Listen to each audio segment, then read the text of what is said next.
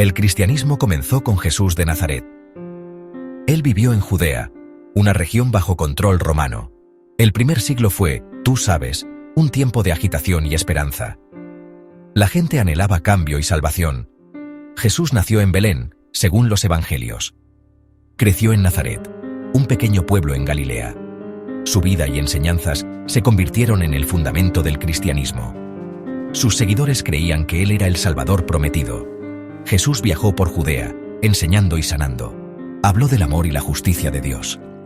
Su mensaje atrajo a muchos, pero también provocó oposición. Los líderes religiosos y las autoridades romanas lo vieron como una amenaza. El nacimiento del cristianismo estuvo ligado a la identidad y misión únicas de Jesús. Sus seguidores extenderían sus enseñanzas por todas partes. Esta nueva fe pronto desafiaría al mundo antiguo.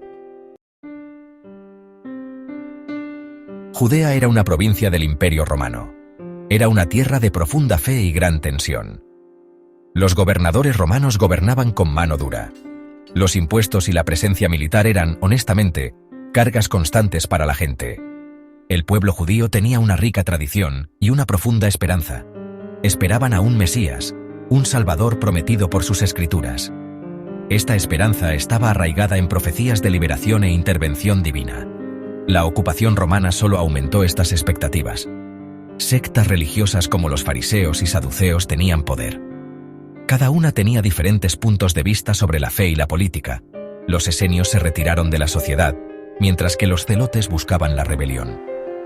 Judea era una tierra de diversas creencias y esperanzas durante este tiempo. Bajo el dominio romano, la vida era difícil.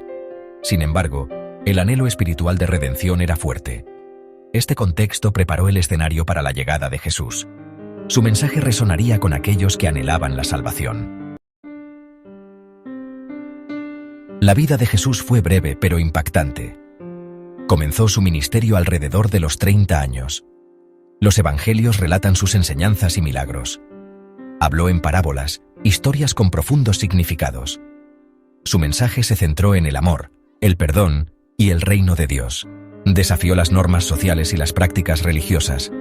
Jesús reunió a 12 discípulos, quienes se convirtieron en sus seguidores más cercanos, aprendieron de él y difundieron sus enseñanzas. Las acciones de Jesús atrajeron atención y controversia. Sanó a los enfermos y alimentó a los hambrientos.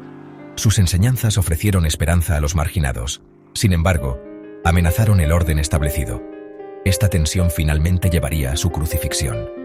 La vida de Jesús terminó en una cruz, un método romano de ejecución. Sus seguidores estaban devastados, pero pronto, los informes de su resurrección se extendieron. Este evento extraordinario se convirtió en la piedra angular de la fe cristiana. La creencia en Jesús como el Mesías fue central para el cristianismo primitivo. Sus seguidores lo vieron como el cumplimiento de la profecía judía. Lo llamaron el Cristo, que significa el ungido. Los evangelios presentan a Jesús como humano y divino. Era un maestro, sanador y profeta. Sin embargo, también fue visto como el Hijo de Dios. Esta doble identidad fue, honestamente, revolucionaria y profunda. Los primeros cristianos creían que la muerte de Jesús no fue el final. Su resurrección confirmó su naturaleza divina. Esta creencia distinguió al cristianismo de otras religiones. Ofreció una nueva comprensión de la relación de Dios con la humanidad. La afirmación de que Jesús era el Mesías desafió las creencias existentes. Provocó debate y división. Sin embargo, para sus seguidores, era una verdad que valía la pena difundir. Era un mensaje de esperanza y redención para todas las personas. Después de la resurrección de Jesús, sus seguidores formaron una comunidad. Se reunieron en Jerusalén, liderados por los apóstoles. Pedro, quien era uno de los discípulos más cercanos de Jesús, se convirtió en un líder. Guió a la iglesia primitiva con sabiduría y fe. Los primeros cristianos compartían todo en común. Adoraban juntos y se cuidaban mutuamente. Su comunidad estaba, marcada por el amor y la generosidad. Esta forma de vivir atrajo a muchos nuevos creyentes. Pablo, quien una vez fue un perseguidor de cristianos, se convirtió en una figura clave. Su conversión fue, honestamente, dramática y completa. Viajó mucho, difundiendo el mensaje de Jesús. La misión de Pablo era para los gentiles, aquellos fuera de la fe judía. La Iglesia primitiva enfrentó luchas y persecuciones. Sin embargo, creció rápidamente. El mensaje de Jesús tocó corazones y cambió vidas. La unidad y la fe de la comunidad fueron poderosos testimonios para el mundo. El Concilio de Jerusalén fue un punto de inflexión para el cristianismo. Abordó un tema crítico. ¿Debían los conversos gentiles seguir la ley judía? El debate fue intenso, reflejando diversas opiniones dentro de la Iglesia. Pedro y Pablo desempeñaron papeles cruciales en el concilio. Abogaron por la inclusión y la gracia. Se tomó la decisión de dar la bienvenida a los gentiles sin imponer estrictas costumbres judías. Esto abrió la fe a todas las personas, sin importar su origen. La conclusión del concilio fue una victoria para la unidad y la evangelización. Mostró que la fe en Jesús trascendía las barreras culturales. Esta inclusividad ayudó al cristianismo a extenderse por todo el Imperio Romano. El Concilio de Jerusalén sentó un precedente para la Iglesia. Mostró la importancia del diálogo y la comprensión. Este espíritu de apertura guiaría la misión de la Iglesia en los años venideros. La resurrección de Jesús es el corazón del cristianismo. Es el evento que define la fe. Los primeros cristianos creían que era prueba de la divinidad de Jesús. Les dio esperanza y coraje frente a la persecución. La resurrección fue un misterio y un milagro. Transformó la desesperación en alegría. Para los seguidores de Jesús, fue una señal del poder y el amor de Dios. Confirmó todo lo que Jesús les había enseñado. Esta creencia en la resurrección no era solo teológica, inspiró acción y devoción. Motivó a los apóstoles a difundir el mensaje con vigor. La resurrección fue una promesa de vida eterna para los creyentes. En un mundo de incertidumbre, la resurrección dio seguridad. Fue el fundamento de la nueva fe. El mensaje de la victoria de Jesús sobre la muerte resonó profundamente. Fue un faro de esperanza en un mundo turbulento. Los primeros cristianos enfrentaron persecución. Las autoridades romanas los veían como una amenaza. Su negativa a adorar a los dioses romanos llevó a la sospecha. Sin embargo, la persecución solo fortaleció su determinación y unidad. A pesar de los peligros, la fe se extendió rápidamente. El mensaje de Jesús llegó a todos los rincones del Imperio Romano. Se formaron comunidades en ciudades y pueblos.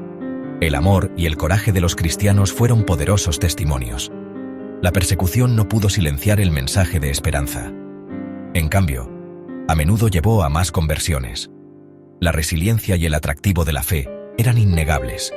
El espíritu de perdón y amor tocó muchos corazones. Este período de persecución y crecimiento moldeó el cristianismo. Forjó una comunidad fuerte y comprometida. La expansión de la fe fue imparable. Las semillas plantadas por Jesús y sus seguidores comenzaron a florecer. Los orígenes del cristianismo en el primer siglo fueron notables. De humildes comienzos, se convirtió en una fe global. El mensaje de Jesús continúa inspirando a millones hoy. Sus enseñanzas de amor y compasión siguen siendo relevantes. La Iglesia primitiva enfrentó desafíos y triunfos. Su historia es un testimonio de fe y perseverancia. La propagación del cristianismo cambió el curso de la historia. Continúa dando forma a culturas y sociedades en todo el mundo. A medida que miramos hacia el futuro, la historia del cristianismo está lejos de terminar. La fe, sin duda, enfrentará nuevos desafíos. Sin embargo, su mensaje central sigue siendo atemporal y universal. La promesa de esperanza y redención perdura. El viaje del cristianismo es una historia de transformación. Comenzó con Jesús en Judea y se extendió hasta los confines de la tierra. Esta notable historia continuará desarrollándose en los años venideros. El cristianismo surgió en un mundo que lo veía con recelo y hostilidad. En el corazón del Imperio Romano, donde la tradición y la religión estaban profundamente entrelazadas con la vida cotidiana y la política, cualquier desviación era vista como una amenaza al orden establecido. Los cristianos se negaron a adorar a los dioses romanos o al emperador, lo que los marcó como forasteros e incluso traidores. Esta negativa no solo era un acto religioso, sino también una declaración política que desafiaba la unidad del imperio. La verdadera pregunta no es por qué fueron perseguidos, sino cómo este grupo pequeño y vulnerable sobrevivió y creció. A pesar de la vigilancia y el peligro constante, los cristianos encontraron formas ingeniosas de reunirse y compartir su fe. Paradójicamente, la misma persecución destinada a destruir el cristianismo se convirtió en el catalizador de su expansión. El sufrimiento compartido forjó lazos profundos de solidaridad y pertenencia entre los creyentes. El sufrimiento se convirtió en una fuente de fuerza. El martirio, un poderoso testimonio. Las historias de quienes dieron su vida por la fe inspiraron a generaciones y se transmitieron como ejemplo de valentía y convicción. La persecución llegó en oleadas, a veces locales, a veces en todo el imperio, obligando a los cristianos a definir su identidad y creencias. Cada crisis los llevó a reflexionar sobre lo que significaba realmente ser cristiano en un mundo hostil. Su voluntad de morir por su fe inspiró a otros y atrajo a nuevos conversos. La comunidad cristiana creció, no a pesar de la persecución, sino en parte gracias a ella, mostrando una resiliencia inesperada. Recorreremos este viaje de la persecución al poder y preguntaremos: ¿qué sucede cuando una fe construida sobre la resistencia es de repente abrazada por el imperio? ¿Cómo cambia su esencia y su mensaje cuando pasa de los márgenes al centro de la historia? El primer mártir cristiano fue Esteban, un diácono en Jerusalén. Su predicación audaz y sus afirmaciones sobre Jesús lo llevaron ante el Sanedrín, acusado de blasfemia. En lugar de defenderse, Esteban acusó a los líderes de Israel de resistir a Dios, luego declaró una visión de Jesús a la diestra de Dios. Enfurecido, el concilio lo arrastró y lo apedreó. Las últimas palabras de Esteban hicieron eco de Jesús, oró por el perdón de sus verdugos. Saulo de Tarso, más tarde conocido como Pablo, presenció su muerte. El martirio de Esteban desató una ola de persecución, dispersando a los creyentes y extendiendo la fe. Su muerte se convirtió en un modelo. La persecución no pudo silenciar el mensaje, sino que solo lo extendió más.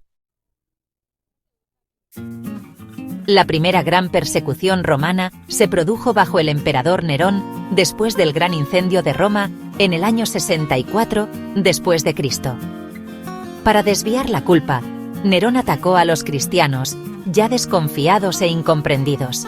Según Tácito, los cristianos fueron torturados y asesinados en espantosos espectáculos públicos, despedazados por perros, crucificados o quemados vivos como antorchas humanas. Esta brutalidad se limitó principalmente a Roma, pero sentó un precedente. Ser cristiano era ahora un crimen. Las acciones de Nerón cimentaron la imagen de los cristianos como enemigos del Estado. Las historias de estos mártires se convirtieron en fundamentales para la identidad cristiana. En lugar de destruir la fe, la crueldad de Nerón la fortaleció, inspirando a generaciones futuras. El recuerdo de estos eventos alimentó la determinación cristiana. Los primeros mártires romanos de la Iglesia se convirtieron en símbolos perdurables de fe bajo fuego. Entre las víctimas de Nerón se encontraban Pedro y Pablo, los más grandes líderes de la Iglesia. La tradición dice que Pedro fue crucificado boca abajo, sintiéndose indigno de morir como Jesús. Su humildad y sacrificio se convirtieron en un símbolo del verdadero discipulado. Pablo, ciudadano romano, fue decapitado a las afueras de Roma. Su muerte marcó la pérdida del más grande misionero del cristianismo. Sus martirios en Roma le dieron a la ciudad un prestigio espiritual único. La Iglesia en Roma reclamó el legado de ambos apóstoles, fortaleciendo su autoridad. Sus muertes no fueron derrotas, sino el testimonio final, sermones predicados con sus vidas. El lugar central de Roma en la historia cristiana fue sellado por su sacrificio. La persecución más sistemática y brutal contra los cristianos se produjo bajo el emperador Diocleciano a principios del siglo IV, marcando un punto de inflexión en la historia del Imperio Romano. Diocleciano, convencido de que la unidad imperial dependía de la religión tradicional, vio a los cristianos como una amenaza peligrosa y lanzó la llamada Gran Persecución, la más extensa jamás vista hasta entonces. Los edictos imperiales ordenaron la destrucción sistemática de iglesias, la quema pública de escrituras sagradas y el arresto masivo del clero cristiano en todo el imperio. Los cristianos fueron obligados a sacrificar a los dioses romanos bajo amenaza de tortura, prisión o incluso la muerte, enfrentando pruebas crueles y humillaciones públicas. La persecución fue especialmente brutal en las provincias orientales, donde se produjeron ejecuciones masivas, torturas horribles y un clima de terror constante para los fieles.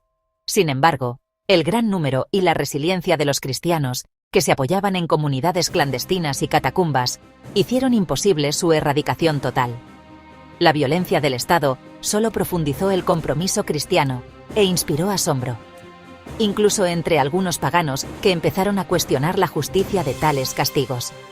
La crueldad resultó contraproducente, creando simpatía y solidaridad por los perseguidos y atrayendo nuevos conversos a la fe cristiana.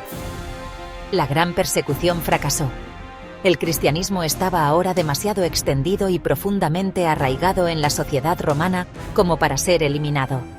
La firmeza y el coraje de los mártires se hizo legendaria, inspirando generaciones futuras y consolidando la identidad cristiana. El asalto final del imperio, lejos de destruir la fe, solo aceleró el triunfo del cristianismo, que pronto se convertiría en la religión dominante del imperio. Las palabras de Tertuliano, "La sangre de los cristianos es semilla", capturaron una verdad profunda. Las ejecuciones públicas, destinadas a aterrorizar, a menudo inspiraban a los espectadores. Los cristianos enfrentaron la muerte con valentía, cantando himnos y perdonando a sus asesinos. Las historias de mártires como Policarpo, Perpetua y Felicidad se extendieron rápidamente, uniendo a los creyentes en todo el imperio. Estos relatos se convirtieron en modelos de coraje y fe. El martirio desafió los valores romanos, ofreciendo una nueva visión de honor y fuerza. El testimonio de los mártires atrajo a muchos a inquirir sobre la fe. La persecución, en lugar de aplastar el cristianismo, impulsó su crecimiento y atractivo. A medida que el cristianismo crecía, desarrolló una estructura más organizada. Para el siglo II, cada ciudad tenía un obispo, asistido por ancianos y diáconos. Los sínodos, concilios regionales de obispos, ayudaron a resolver disputas y unificar la doctrina. El obispo de Roma ganó un prestigio especial, en parte debido al estatus de la ciudad y su vínculo con Pedro y Pablo. La Iglesia de Roma se convirtió en un referente para la enseñanza apostólica. Si bien otras ciudades como Alejandría y Antioquía fueron influyentes, la autoridad de Roma aumentó constantemente. Esta estructura sentó las bases para el posterior ascenso de la supremacía papal. La fallida persecución de Diocleciano preparó el escenario para un cambio dramático en la historia del cristianismo y del Imperio Romano. Durante años, los cristianos habían vivido bajo la sombra del miedo, practicando su fe en secreto y enfrentando castigos severos. En el año 312 después de Cristo, Constantino reclamó la victoria en la batalla del Puente Milvio, inspirado por una visión de un símbolo cristiano en el cielo. Este momento marcó un punto de inflexión no solo para el emperador, sino para toda la fe cristiana. El Edicto de Milán, promulgado en el año 313, concedió a los cristianos libertad legal y puso fin oficialmente a la persecución religiosa. Por primera vez, los cristianos podían practicar abiertamente su fe sin temor a represalias. Los cristianos salieron de la clandestinidad, construyendo iglesias públicas, organizando comunidades y recibiendo el favor imperial. La fe que antes era perseguida comenzó a florecer a la vista de todos. El apoyo de Constantino transformó el cristianismo de una pequeña secta perseguida a una institución poderosa y respetada dentro del imperio. El emperador mismo se convirtió en un símbolo de esta nueva era. Los obispos obtuvieron privilegios especiales. La propiedad de la Iglesia fue restaurada y protegida por la ley. La Iglesia comenzó a participar en asuntos políticos y sociales de gran importancia. De repente, ser cristiano se volvió ventajoso, atrayendo a muchos nuevos conversos, algunos motivados por la fe, otros por las oportunidades sociales y políticas que ofrecía la nueva religión oficial. La Iglesia ahora enfrentaba nuevos desafíos. Cómo mantener su integridad espiritual y sus valores originales, en medio del poder, la riqueza y el privilegio recién adquiridos. La era de los mártires terminó, pero comenzó una nueva lucha interna. Cómo permanecer fiel a sus raíces en un mundo donde la fe y el imperio estaban ahora profundamente entrelazados. Así, la historia del cristianismo había entrado en una nueva y compleja era, llena de oportunidades, pero también de desafíos y preguntas sobre su verdadera identidad. Imaginen un mundo donde sus creencias podrían costarles la vida, donde cada palabra, cada gesto, podía ser vigilado y malinterpretado, y la fe era un riesgo constante. Esta era la realidad para los primeros cristianos en el vasto y poderoso Imperio Romano, un entorno donde la vigilancia y la sospecha eran parte de la vida cotidiana. Durante siglos, fueron un grupo marginal, reuniéndose en secreto, perseguidos por negarse a adorar a los dioses romanos, un crimen visto como desafío religioso y traición política. Sus reuniones clandestinas eran actos de valentía y esperanza. La persecución fue brutal, pero el mensaje de esperanza y salvación del cristianismo atrajo a los pobres y marginados, a quienes la sociedad romana solía ignorar o rechazar. La promesa de la fe de una vida después de la muerte y una comunidad unida por el amor la hizo atractiva y peligrosa. Para muchos, era un refugio frente a la dureza del mundo exterior. Las autoridades romanas vieron este movimiento creciente como una amenaza, atacándolo con represiones y castigos ejemplares para intentar sofocar su avance. Sin embargo, a principios del siglo IV todo cambió. Un nuevo amanecer se asomaba en el horizonte. De repente, una secta perseguida estaba a punto de convertirse en el corazón del imperio, transformando la historia de Roma y del mundo para siempre. Esta transformación comenzó con un hombre y un momento crucial, el año 313 después de Cristo, cuando la historia tomó un giro inesperado. El Edicto de Milán pondría fin al derramamiento de sangre y lanzaría al cristianismo por un camino desde las sombras hasta el centro del poder, marcando el inicio de una nueva era para la fe. En el año 313 después de Cristo, los emperadores Constantino y Licinio se reunieron en la ciudad de Milán para abordar lo que muchos llamaban el problema cristiano. Hasta ese momento, los cristianos habían sido perseguidos y obligados a practicar su fe en secreto, enfrentando castigos y discriminación. El resultado de esta histórica reunión fue el Edicto de Milán, un documento revolucionario que otorgaba libertad religiosa en todo el Imperio Romano, permitiendo a cada persona adorar según su conciencia. Por primera vez en la historia, los cristianos podían practicar su fe abiertamente sin temor a represalias, y el Estado renunció oficialmente a la persecución religiosa. Los motivos de Constantino siguen siendo debatidos hasta hoy. Algunos afirman que tuvo una visión divina antes de la batalla, mientras que otros consideran que fue una estrategia política para unificar el imperio. De cualquier manera, su apoyo a los cristianos lo cambió todo, y marcó un antes y un después en la historia de Roma. Constantino devolvió propiedades a la Iglesia, financió la construcción de nuevas iglesias y nombró a cristianos para ocupar altos cargos en la administración imperial. Incluso fundó la ciudad de Constantinopla como una nueva capital cristiana, símbolo de una era transformadora. En pocos años, el cristianismo pasó de ser un culto prohibido y perseguido a convertirse en una fe favorecida y protegida por el poder imperial. El Edicto de Milán fue solo el comienzo de la profunda transformación del imperio por parte de Constantino, abriendo el camino para el cristianismo en Europa. El cristianismo estaba ahora en ascenso, con el respaldo imperial, y el mundo antiguo nunca volvería a ser el mismo. Con el fin de la persecución, el cristianismo irrumpió en la vida pública. Lo que antes era una fe clandestina, practicada en secreto y con temor, ahora se mostraba abiertamente en las calles y plazas de las ciudades romanas. Los símbolos sencillos dieron paso a grandes basílicas y mosaicos dorados. Los lugares de reunión humildes se transformaron en templos majestuosos, llenos de luz y color, que reflejaban la nueva importancia de la fe cristiana. Los obispos se convirtieron en figuras públicas poderosas, administrando riquezas y aconsejando a los emperadores. Su influencia creció rápidamente, y su voz era escuchada en los asuntos más importantes del imperio. La conversión se disparó. Ser cristiano era ahora una ventaja social.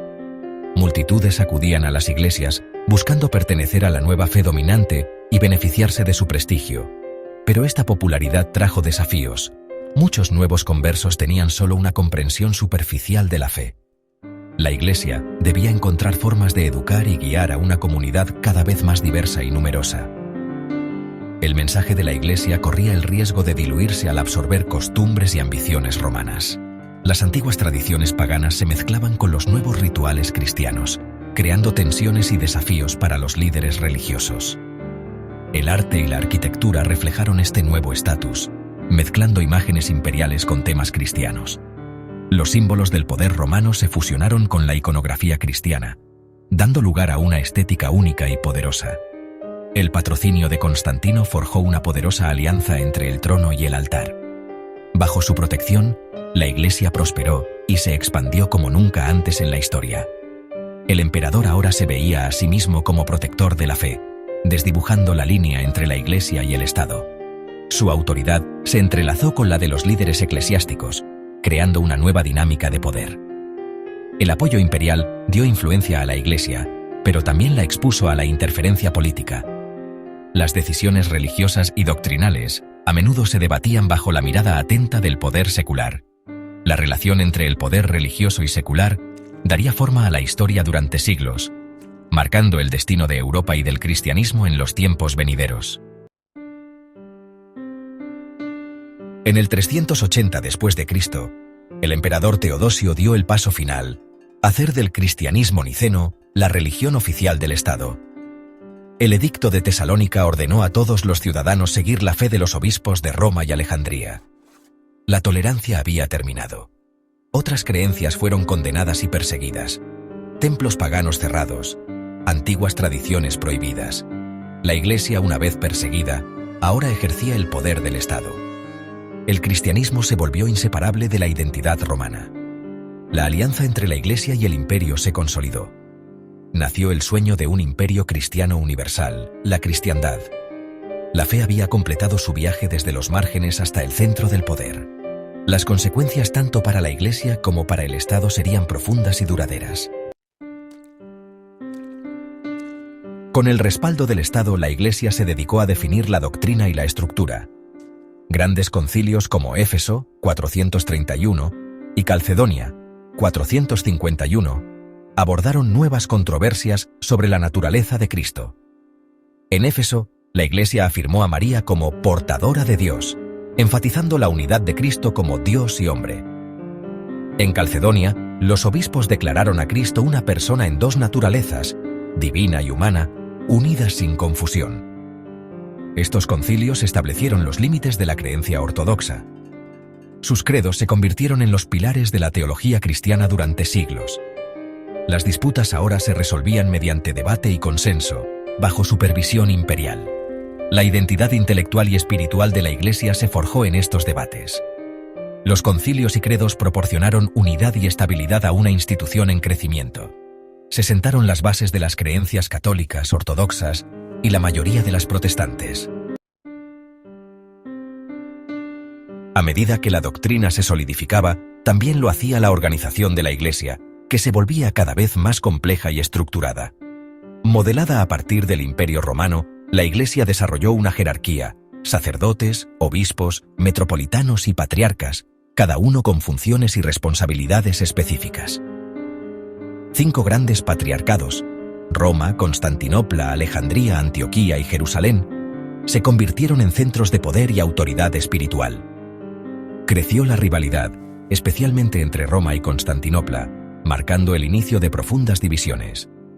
El obispo de Roma, o papa, reclamó la primacía como sucesor de Pedro, estableciendo así su papel central. Papas como León el Grande afirmaron su autoridad, pero los patriarcas orientales resistieron el gobierno universal de Roma. Esta estructura jerárquica dio resiliencia a la Iglesia a medida que el imperio occidental se desmoronaba y caía en crisis. El gobierno de la Iglesia podía perdurar incluso cuando la autoridad secular fallaba y el caos reinaba. Su jerarquía daría forma al futuro del cristianismo y de Europa, influyendo en la historia durante siglos. En menos de un siglo, el cristianismo se transformó de secta perseguida a la fe oficial del imperio. Esta fue una historia de fe, política y poder entrelazados. El edicto de Milán de Constantino inició el viaje. El edicto de Tesalónica de Teodosio lo completó. La Iglesia ganó riqueza, influencia y millones de conversos. Concilios y credos forjaron una teología y estructura unificadas. La alianza de la Iglesia con el Estado trajo tanto oportunidades como riesgos. A medida que el Imperio Occidental caía, la Iglesia perduró, preservando el legado romano y extendiendo el cristianismo a nuevos pueblos. La historia del cristianismo en el Imperio Romano no es un final, sino el comienzo de una nueva civilización. La fe había pasado de las catacumbas al trono, preparando el escenario para la Edad Media. El año 476 marca la caída simbólica del Imperio Romano de Occidente, un momento que muchos consideran el fin de la antigüedad y el inicio de la Edad Media.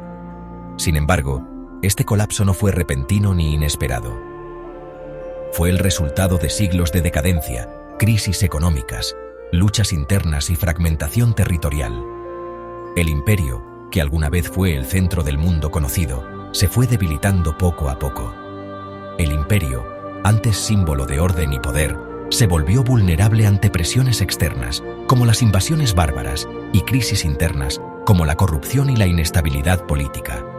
Finalmente, Odoacro depuso al último emperador, Rómulo Augustulo, y la autoridad central desapareció. Las ciudades se redujeron en tamaño y población, perdiendo su antiguo esplendor. Las rutas comerciales, que antes conectaban todo el imperio, se deterioraron y muchas quedaron intransitables, afectando gravemente la economía y el intercambio cultural. La idea de ciudadanía romana perdió sentido, y con ella se desvaneció el sentimiento de pertenencia a una gran civilización común. El territorio se fragmentó en reinos visigodos, francos y otros pueblos germánicos, cambiando la lealtad de la población hacia líderes locales y nuevas identidades emergentes. La infraestructura y las instituciones romanas colapsaron, dejando un vacío de poder, protección y organización social que nadie parecía capaz de llenar. En este vacío, la Iglesia cristiana, con su estructura jerárquica y su presencia en cada comunidad, emergió como la única institución capaz de ofrecer continuidad, esperanza y cierto orden. La Iglesia, antes perseguida por el poder imperial, ahora estaba lista para guiar y unir a una Europa en transformación, convirtiéndose en el nuevo eje de la vida social y espiritual. Así comenzó la transición hacia una nueva era, donde la fe y la Iglesia serían el principal lazo de unión entre los pueblos, marcando el inicio de la Edad Media europea. Tras la caída de Roma, la Iglesia cristiana se convirtió en la institución más influyente de Europa. Los obispos asumieron roles civiles, organizando ciudades y negociando con caudillos. El Papa, como sucesor de San Pedro, ofrecía unidad espiritual en un continente fragmentado. La Iglesia brindaba esperanza y sentido, enseñando que la vida terrenal era solo un paso hacia la salvación. Sus rituales y enseñanzas crearon comunidad y una nueva ética social basada en la caridad. Además, la Iglesia preservó el conocimiento. Obispos y sacerdotes copiaron textos antiguos y mantuvieron viva la alfabetización. Los monasterios y catedrales se convirtieron en centros de aprendizaje y cultura. Sin la Iglesia, gran parte del legado intelectual grecorromano se habría perdido. Así, la Iglesia no solo guió espiritualmente a Europa, sino que protegió y transmitió su herencia cultural. Con la decadencia urbana tras la caída del Imperio Romano, el monacato surgió como refugio espiritual y social para quienes buscaban estabilidad en un mundo incierto. Los monasterios ofrecían protección, orden y un sentido de comunidad en medio del caos y la inseguridad de la época. Inspirados por los padres del desierto, los monjes occidentales formaron comunidades dedicadas a la oración, el trabajo y el estudio. Estas comunidades se convirtieron en verdaderos laboratorios de vida espiritual y disciplina, donde la búsqueda de Dios se combinaba con el esfuerzo cotidiano. San Benito de Nursia, en el siglo VI, fundó Monte Cassino y escribió la regla benedictina, que equilibraba oración y trabajo, ora et labora.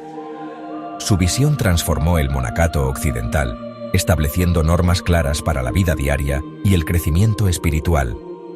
Su regla promovía estabilidad, vida comunitaria y obediencia, bajo la guía de un abad.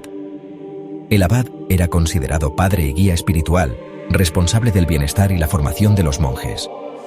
Los monasterios benedictinos se expandieron, convirtiéndose en centros de autosuficiencia, innovación agrícola y ayuda social. Sus campos y talleres producían alimentos, herramientas y bienes esenciales para la comunidad local. Administraban escuelas, hospitales y hospedajes, transformando el paisaje europeo. Los monasterios ofrecían educación, atención médica y refugio a viajeros y necesitados, siendo pilares de la vida cotidiana. Sus scriptoriums preservaron la Biblia, textos de los padres de la Iglesia y obras clásicas. Gracias a su labor, el conocimiento antiguo no se perdió y pudo ser transmitido a nuevas generaciones.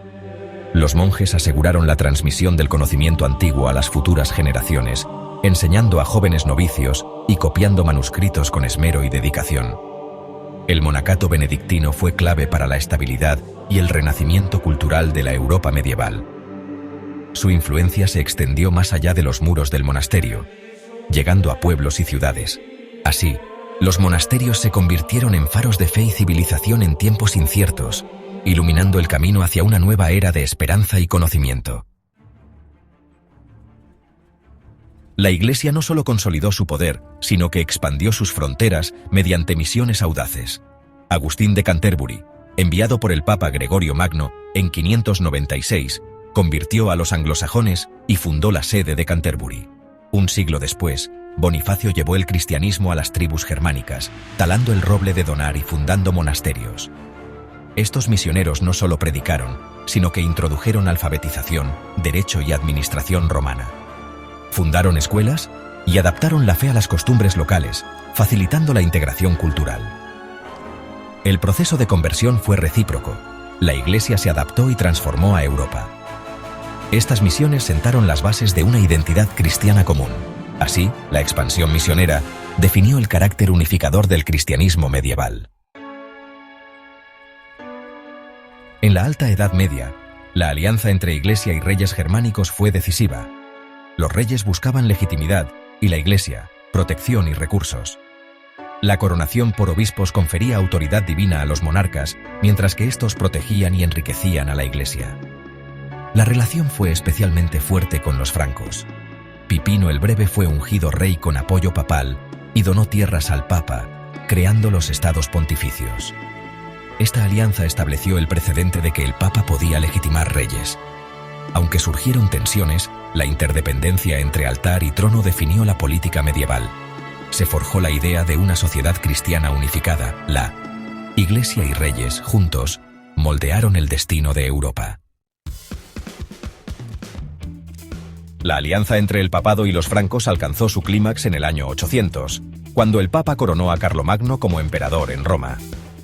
Este momento fue mucho más que una simple ceremonia.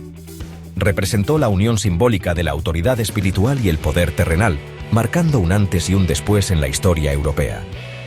Este acto revivió la idea de un imperio universal, ahora cristiano, en Occidente. Por primera vez desde la caída de Roma, Europa occidental se imaginó como una comunidad unida bajo un solo líder, guiada por la fe cristiana y la protección papal. Carlomagno expandió su reino, promovió la educación, reformó el clero y unificó leyes y liturgia. Su impulso por el conocimiento llevó a la creación de escuelas y al rescate de textos antiguos, sentando las bases de una nueva era intelectual. Su reinado trajo estabilidad y el renacimiento carolingio, un florecimiento cultural y educativo. Bajo su gobierno, la cultura y el saber florecieron, y la Iglesia se consolidó como pilar fundamental de la sociedad. La coronación implicó que el poder imperial era un don papal, sentando las bases de futuros conflictos entre Iglesia y Estado. Esta relación ambivalente definiría la política europea durante siglos, generando alianzas y rivalidades. Se fusionaron tradiciones romanas, cristianas y germánicas, creando la civilización medieval. Este nuevo orden combinó leyes, creencias y costumbres, dando forma a una identidad europea única. El emperador era protector de la Iglesia y líder temporal del pueblo de Dios, encargado de defender la fe y garantizar la unidad de sus súbditos. Aunque el imperio se fragmentó tras su muerte, la idea de una cristiandad unida perduró. El sueño de una Europa cristiana seguiría inspirando reyes, papas y pueblos durante generaciones. Así culminó la alianza entre altar y trono, inspirando siglos de historia europea y dejando una huella imborrable en la civilización occidental. La Iglesia dominó la vida cultural y política de la Europa medieval. Obispos y abades eran grandes terratenientes y asesores de reyes, además de los más educados. La ley canónica influía en la vida cotidiana y coexistía con la ley secular. La Iglesia monopolizaba la educación y el arte. Fundó escuelas, desarrolló la minúscula Carolingia y promovió la producción de manuscritos iluminados. Las catedrales y monasterios eran centros de devoción y cultura, y sus muros narraban la Biblia a los analfabetos. El calendario litúrgico marcaba el ritmo del año y unía a la comunidad en celebraciones y rituales. La parroquia era el centro de la vida local, desde el nacimiento hasta la muerte. Así, la Iglesia forjó una identidad común y una cultura compartida, la cristiandad. La Iglesia enfrentó desafíos externos e internos durante la Alta Edad Media. El avance del Islam desde el siglo VII transformó el Mediterráneo en una frontera disputada y desafió militar y teológicamente a la cristiandad. La batalla de Tours en 732 frenó la expansión islámica, pero Al-Ándalus prosperó durante siglos, influyendo en la cultura europea. Internamente, la Iglesia sufrió divisiones. El arrianismo separó a tribus germánicas de sus súbditos católicos, y controversias como la iconoclasia tensaron la relación con Bizancio. Disputas entre el Papa y el Patriarca de Constantinopla culminaron en el cisma de 1054. La cercanía entre Iglesia y poder secular también trajo corrupción y luchas por cargos eclesiásticos. Estos conflictos pusieron a prueba la unidad y resiliencia de la Iglesia. Sin embargo, la institución resistió y adaptó su papel en la sociedad europea. Tras la caída de Roma, la Iglesia fue el pilar de continuidad y esperanza en una Europa fragmentada. No heredó el poder político, sino el papel de unificadora espiritual y cultural. Misioneros y monjes expandieron la fe y preservaron el conocimiento antiguo en monasterios. La alianza con reyes como Carlomagno forjó el ideal de un imperio cristiano. La Iglesia enfrentó desafíos externos e internos, pero sentó las bases de la civilización medieval. Proporcionó un marco moral, rituales comunes y una identidad compartida. Salvaguardó la sabiduría de Grecia y Roma para las generaciones futuras. Al llegar el año 1000, Europa estaba lista para un nuevo renacimiento, gracias a la labor de la Iglesia. Así, la Iglesia fue la guardiana de la luz en la larga aurora del mundo medieval.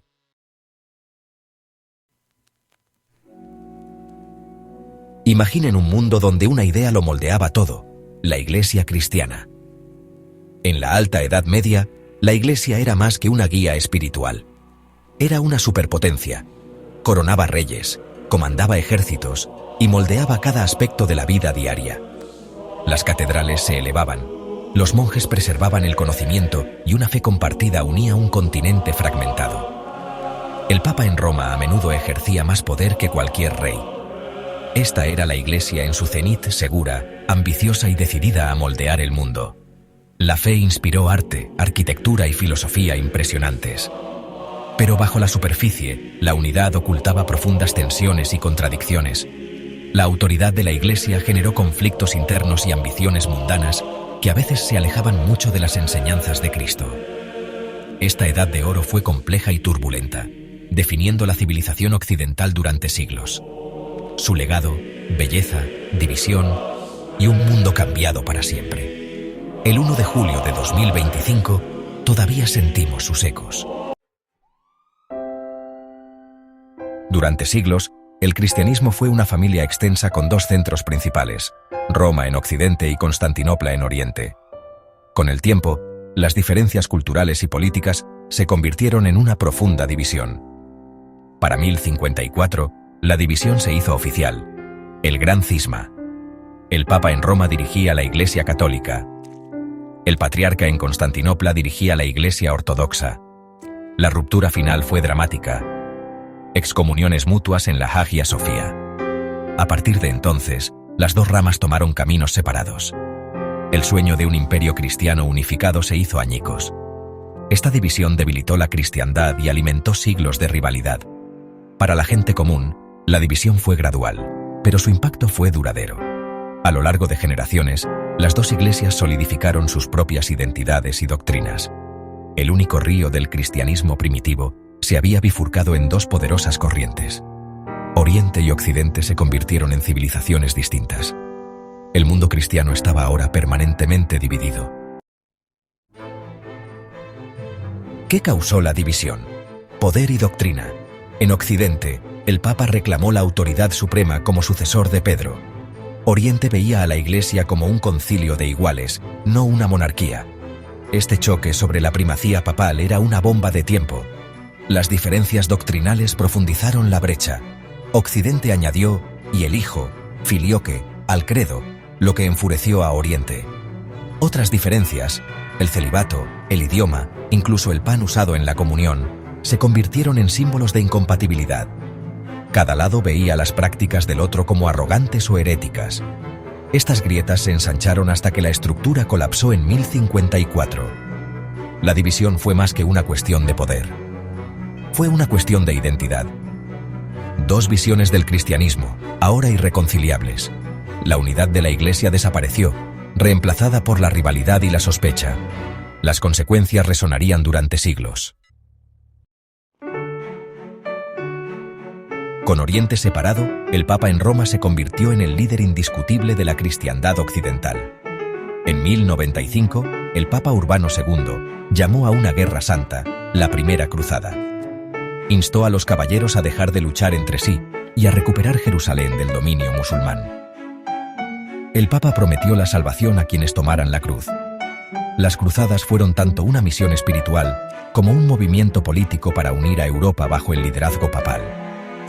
Ofrecieron a los caballeros inquietos una nueva causa y un camino hacia el perdón. La respuesta fue abrumadora. Deus vult. Dios lo quiere. Resonó por toda Europa. Nació la Primera Cruzada, desatando una cadena de guerras que remodelarían Oriente y Occidente. El llamado del Papa fue una obra maestra de fe y política. Las cruzadas definirían una era. Fe y ambición marcharon de la mano. El mundo nunca volvería a ser el mismo. Contra todo pronóstico, la Primera Cruzada capturó Jerusalén en 1099, a un terrible costo humano. Se establecieron los estados cruzados, pero mantenerlos resultó casi imposible. Durante 2 siglos, siguieron más cruzadas, la mayoría terminando en fracaso. La Tercera Cruzada se hizo leyenda, pero Jerusalén siguió perdida. La Cuarta Cruzada conmocionó al mundo cuando los cruzados saquearon la Constantinopla cristiana. El impacto de las cruzadas fue vasto. Abrieron el comercio, trajeron nuevos bienes e ideas y reintrodujeron el conocimiento antiguo en Europa. Este intercambio intelectual ayudó a encender el Renacimiento. Políticamente, el papado y los monarcas ganaron poder, mientras que los señores feudales perdieron influencia. Pero el legado también fue amargo. Siglos de conflicto entre el cristianismo y el islam, y olas de intolerancia en casa. El celo cruzado llevó a la persecución de judíos y minorías en Europa. La era de la Guerra Santa dejó una herencia complicada y sangrienta. Las cruzadas cambiaron Europa y el mundo para siempre. Sus ecos todavía moldean nuestro mundo hoy. No toda la fe se forjó en la guerra. Parte se construyó en piedra. La catedral gótica fue la declaración más audaz de la Alta Edad Media. Con arcos apuntados, bóvedas de crucería y arbotantes, estas estructuras se elevaban hacia el cielo. Las paredes se convirtieron en lienzos para vitrales, inundando los interiores con luz de colores e historias bíblicas. Las catedrales eran proyectos comunales, uniendo a las ciudades en actos de fe y ambición. Eran centros de culto, vida cívica y orgullo. Entrar en una catedral era como entrar en el cielo. Estos edificios eran maravillas tecnológicas, los transbordadores espaciales de su época. Encarnaban el poder de la Iglesia y la devoción del pueblo. Siglos después, su belleza y grandeza aún inspiran asombro. La catedral gótica sigue siendo un testimonio de la fuerza creativa de la fe. La misma ambición que construyó catedrales desató una revolución del pensamiento. En las nuevas universidades, los eruditos buscaron unir fe y razón. Esto fue el escolasticismo. Su campeón fue Tomás de Aquino, quien mezcló la teología cristiana con la lógica de Aristóteles. Aquino argumentó que la fe y la razón eran compañeras, no rivales. Su Summa Teológica abordó preguntas sobre Dios y el universo con lógica rigurosa. El escolasticismo hizo del debate y la razón el centro de la educación. Sentó las bases de la filosofía y la ciencia occidentales. El movimiento declaró: La fe podía ser explorada y defendida por la razón. El legado de Aquino perdura en las universidades de hoy. La Edad Media no fue una era de fe ciega, sino de fe buscando comprensión. Razón y creencia, lado a lado, moldearon un nuevo mundo intelectual. No toda la energía espiritual se destinó a catedrales o filosofía. Las órdenes mendicantes, franciscanos y dominicos, llevaron la fe a las calles. Los franciscanos, liderados por Francisco de Asís, abrazaron la pobreza y la compasión, cuidando a los pobres y enfermos. Los dominicos, fundados por Domingo, combatieron la herejía con educación y razón. Ambas órdenes vivían con sencillez, dependiendo de la caridad, y se convirtieron en la fuerza reformadora de la Iglesia. Hicieron el cristianismo personal y accesible, resonando con la gente común. Los frailes contrastaban fuertemente con el clero rico y mundano. Predicaron, enseñaron y sirvieron como misioneros por toda Europa. Su popularidad e influencia fueron inmensas. Las órdenes mendicantes fueron el rostro humano de la Iglesia, llevando su mensaje directamente a la gente. Desataron una renovación espiritual que moldeó la sociedad medieval. La Alta Edad Media marcó el apogeo de la Iglesia, pero también sembró las semillas de su declive. Las cruzadas generaron violencia y empañaron la autoridad moral. La riqueza y el poder crearon una brecha entre el clero y el pueblo. La Inquisición convirtió el rigor intelectual en represión. La corrupción y la intriga política plagaron el papado. Las ambiciones mundanas de la Iglesia chocaron con su misión espiritual. El auge de las universidades, el comercio y las monarquías fuertes fomentaron nuevas ideas y desafíos. Los éxitos de la época crearon una sociedad más crítica. Los llamados a la reforma se hicieron más fuertes a medida que las contradicciones se profundizaban. El magnífico edificio de la cristiandad medieval comenzó a resquebrajarse. Una nueva era de crisis y transformación se vislumbraba en el horizonte. En los últimos siglos de la Edad Media, la Iglesia católica, antaño pilar indiscutible de Europa, comenzó a mostrar grietas profundas. El auge de monarquías poderosas, la invención de la imprenta y el creciente descontento con la corrupción interna pusieron en jaque su autoridad. Los fieles, cada vez más educados, exigían una Iglesia menos centrada en el poder y la riqueza, y más fiel al mensaje original de Cristo. Así, la crisis y la búsqueda de reforma prepararon el terreno para una transformación que rompería la unidad del cristianismo occidental. El Cisma de Occidente, 1378–1417, fue uno de los episodios más turbulentos en la historia de la Iglesia, dividiéndola profundamente durante casi 40 años. Dos papas rivales reclamaban la legitimidad, uno en Roma y otro en Aviñón, cada uno con su propia corte, su propio séquito y su propia visión de la cristiandad. Cada papa era respaldado por diferentes potencias europeas, lo que convirtió la disputa religiosa en un conflicto político internacional. Reyes y príncipes tomaban partido, usando la división papal para fortalecer sus propios intereses y rivalidades. Esta fractura no solo fue política, sino también espiritual. Comunidades enteras, e incluso familias, se vieron obligadas a elegir bandos, lo que sembró confusión, desconfianza y dolor en la vida cotidiana de los fieles. La fe que debía unir, ahora dividía. Ambos papas se excomulgaron mutuamente, lanzando duras condenas y decretos. La lucha por recursos y legitimidad intensificó la corrupción, mientras los fieles veían cómo el papado se sumía en el desprestigio y la desconfianza. Tras décadas de caos y disputas, el Concilio de Constanza logró finalmente deponer a los papas rivales y eligió a Martín V, restaurando la unidad papal. Sin embargo, la herida en la Iglesia era profunda y difícil de sanar. El daño era irreversible. La autoridad papal quedó desacreditada ante los ojos de muchos. Por primera vez, surgió con fuerza la idea de que un concilio general podía estar por encima del Papa, desafiando siglos de tradición. El cisma dejó una Iglesia vulnerable, con su prestigio moral gravemente erosionado y una profunda crisis de confianza entre los fieles y el clero. Esta crisis alimentó el deseo de reforma y la sospecha hacia el poder eclesiástico. Nuevas voces comenzaron a cuestionar la autoridad y a exigir cambios profundos en la Iglesia. La Iglesia ya no parecía invulnerable ni incuestionable. El pueblo comenzó a mirar con escepticismo a sus líderes espirituales, y la confianza se resquebrajó. El escenario estaba listo para desafíos aún mayores, y el eco del cisma resonaría en los siglos venideros, preparando el terreno para futuras reformas y revoluciones espirituales. Tras el cisma, la corrupción y el absentismo clerical se hicieron aún más evidentes. La Iglesia, que alguna vez fue vista como el pilar moral de la sociedad, comenzó a perder la confianza de muchos fieles. Los escándalos y la falta de liderazgo espiritual se convirtieron en temas de conversación en pueblos y ciudades.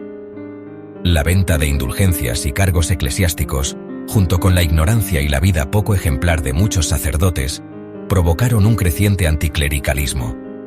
Los fieles veían cómo el dinero y la influencia reemplazaban la devoción y el servicio, y muchos se sentían traicionados por quienes debían guiarlos espiritualmente. Humanistas como Erasmo y predicadores como Savonarola denunciaron la superstición y la codicia, pidiendo un retorno a la sencillez evangélica.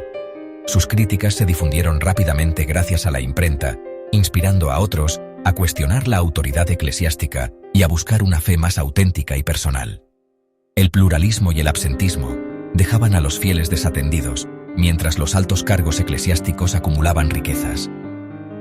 Muchos obispos residían lejos de sus diócesis, preocupados más por sus intereses materiales que por el bienestar espiritual de sus comunidades. El clamor por una reforma auténtica se extendió por toda Europa. Las voces de protesta se multiplicaron y la presión sobre la Iglesia aumentó, exigiendo cambios profundos y duraderos. La pregunta era si la Iglesia podría renovarse desde dentro o si la ruptura era inevitable. El debate se intensificó en todos los niveles, desde los teólogos hasta la gente común, generando un clima de incertidumbre. El ambiente estaba cargado de expectativa y ansiedad.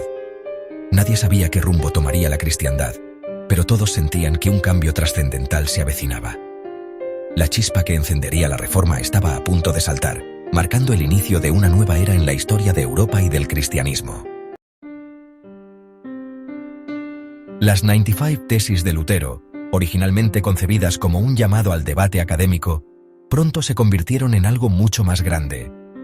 Gracias a la reciente invención de la imprenta, sus ideas se difundieron a una velocidad sin precedentes, escapando rápidamente del ámbito universitario y llegando a manos de personas comunes y líderes por igual.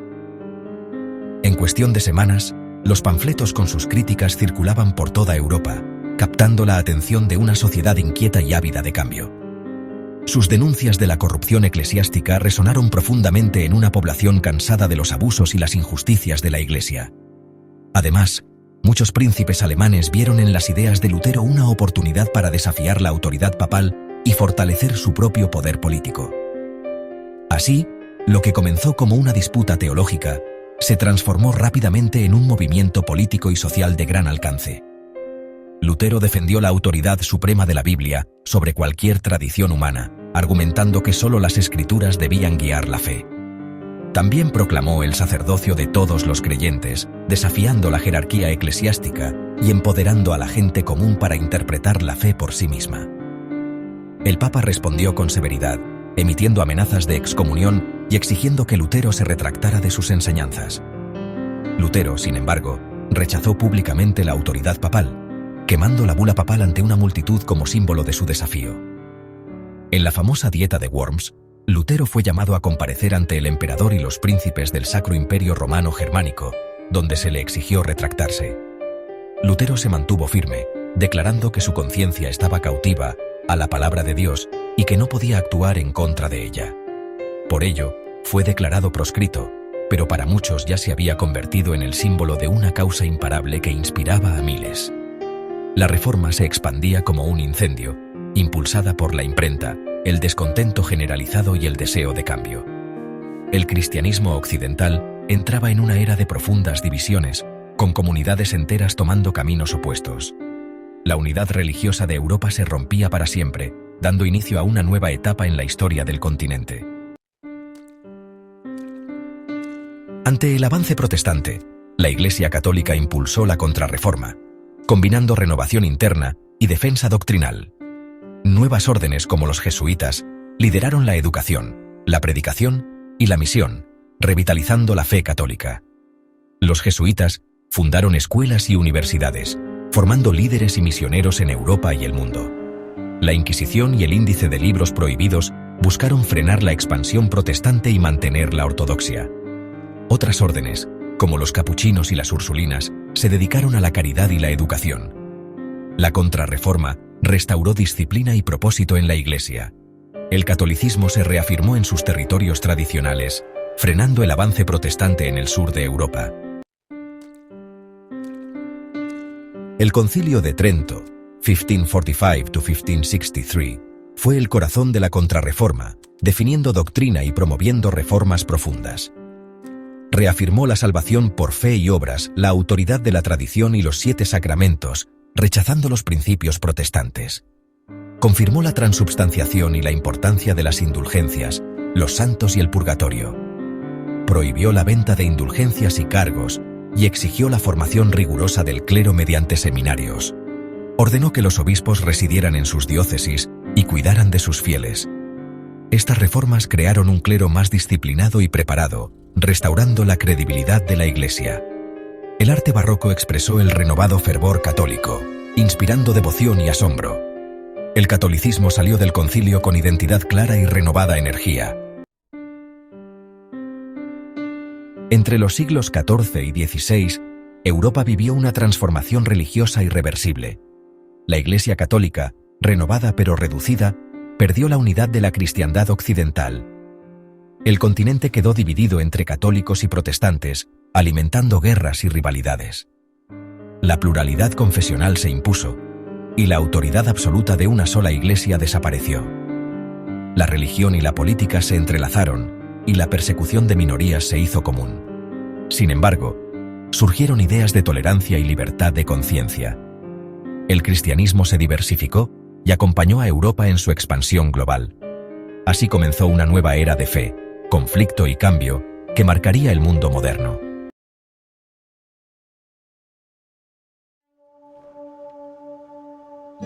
El siglo XV marcó el inicio de la era de los descubrimientos, una época de exploración, transformación religiosa y profundos cambios culturales.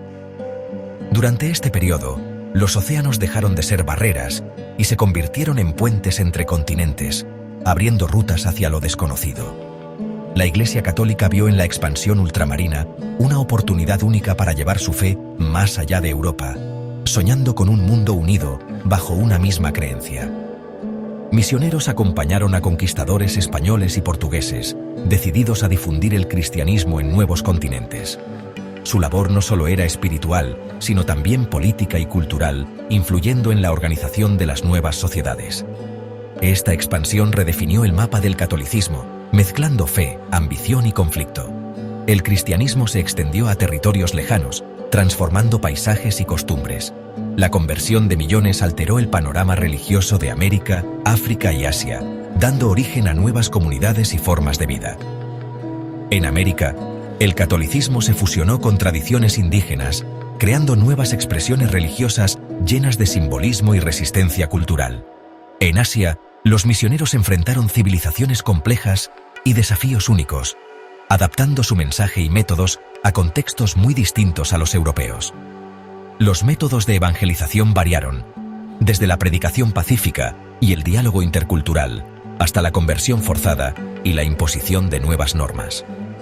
El legado de esta época es una Iglesia católica global, presente desde Manila hasta Ciudad de México, con millones de fieles en todos los continentes.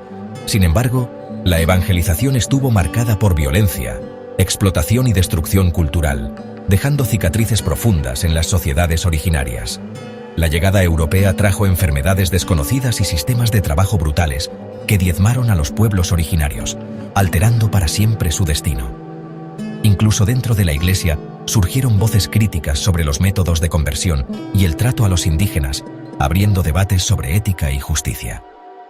Comprender esta historia exige reconocer tanto sus logros como sus contradicciones y analizar el impacto duradero de la evangelización en la identidad de pueblos enteros. Así, una fe europea se transformó en una religión mundial, con triunfos, tragedias y una herencia que aún resuena en la diversidad del catolicismo actual. La conquista de América fue inseparable de la misión de expandir el catolicismo.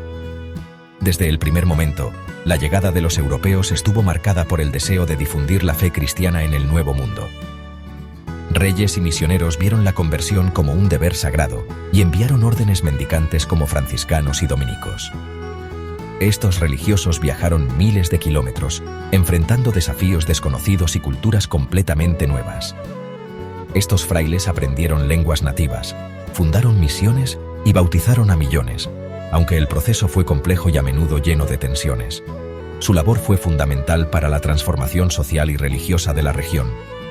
El sincretismo religioso surgió cuando creencias indígenas se mezclaron con el catolicismo, creando una fe única. Este fenómeno permitió que tradiciones ancestrales sobrevivieran bajo nuevas formas.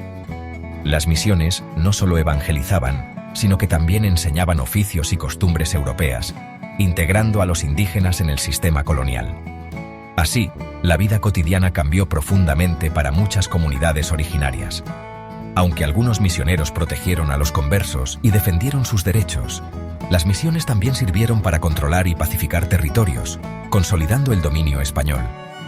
Así, la Iglesia y el Estado colonial quedaron profundamente entrelazados, colaborando en la administración y organización de la sociedad.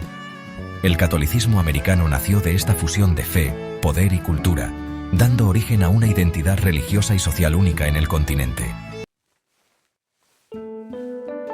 La evangelización colonial fue dirigida por las coronas de España y Portugal, no por Roma. El patronato real y el padroado portugués otorgaron a los monarcas control sobre la Iglesia en ultramar. Los reyes nombraban obispos y financiaban misiones, convirtiendo a la Iglesia en un brazo del Estado. Esto garantizaba la lealtad del clero y alineaba la evangelización con los intereses imperiales.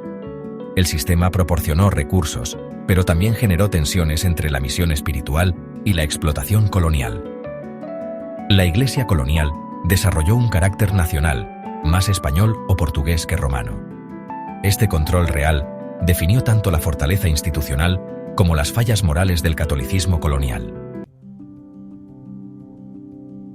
Los jesuitas, fundados en 1540, revolucionaron la evangelización global con su enfoque de inculturación. Adaptaban el cristianismo a las culturas locales, aprendiendo lenguas y costumbres para conectar con las poblaciones. En Sudamérica, crearon reducciones para proteger y educar a los guaraníes, mezclando arte y música europea con tradiciones indígenas. En Asia, los jesuitas dialogaron con élites intelectuales, usando la ciencia para ganar respeto y acceso. Su método se basaba en el diálogo y el respeto, no en la imposición. Esta estrategia les permitió penetrar sociedades cerradas y establecer comunidades cristianas duraderas. La red jesuita fue clave en la expansión internacional del catolicismo. Su legado es un modelo de evangelización basado en la adaptación y el entendimiento cultural. San Francisco Javier, cofundador de los jesuitas, personificó el fervor misionero del siglo XVI. Viajó desde la India hasta Japón, adaptando su método a cada cultura y aprendiendo idiomas locales. En Goa, trabajó entre los pobres y reformó a los colonos portugueses. En Japón, se presentó como erudito y debatió con monjes budistas, fundando una pequeña comunidad cristiana. Su sueño era evangelizar China, pero murió en la isla de Sancian antes de lograrlo. Aunque no llegó a China, su vida inspiró a generaciones de misioneros. Javier simboliza la energía y el sacrificio de la misión católica global. Su legado perdura en las comunidades cristianas de Asia. Su historia muestra la adaptación y el compromiso personal como claves del éxito misionero. La expansión española en América fue brutal, marcada por abusos, explotación y una profunda transformación de las sociedades indígenas. Los conquistadores impusieron su dominio a través de la fuerza, alterando para siempre la vida y las costumbres de los pueblos originarios. Sin embargo, algunos misioneros, como Antonio de Montesinos, alzaron la voz y denunciaron valientemente estas injusticias, arriesgando su propia seguridad y reputación. En 1511, Montesinos condenó públicamente la servidumbre y la violencia ejercida contra los indígenas, desafiando abiertamente a los colonos y a las autoridades coloniales en la isla de la Española. Su sermón provocó un intenso debate sobre los derechos de los pueblos originarios y la moralidad de la conquista, generando controversia tanto en América como en España. La Iglesia no fue un bloque monolítico. También albergó voces proféticas y críticas que se opusieron al abuso y defendieron la dignidad humana. El Sermón de Montesinos impulsó la creación de las primeras leyes para proteger a los indígenas, aunque su aplicación fue limitada y muchas veces ignorada por los colonos. Su ejemplo demostró que la conciencia cristiana podía desafiar el poder colonial y abrir un espacio para la reflexión ética en medio de la conquista. Montesinos fue un recordatorio incómodo de los ideales cristianos frente a la dura realidad de la conquista, inspirando a otros a cuestionar la legitimidad de la opresión y a luchar por la justicia. El arte barroco fue un instrumento clave de evangelización en América. Iglesias majestuosas, retablos y esculturas transmitían la fe a través de imágenes impactantes y emocionales. Para los pueblos indígenas, el arte visual era una forma accesible de aprender el cristianismo. Artesanos locales fusionaron estilos europeos con motivos indígenas, creando un barroco mestizo único. La música también fue central. Los jesuitas enseñaron canto y orquesta, formando coros indígenas famosos. El arte y la música ofrecían una experiencia religiosa envolvente y comunitaria. Estas expresiones ayudaron a consolidar el catolicismo y a crear una identidad religiosa propia en el Nuevo Mundo. El barroco fue tanto evangelización como diálogo cultural.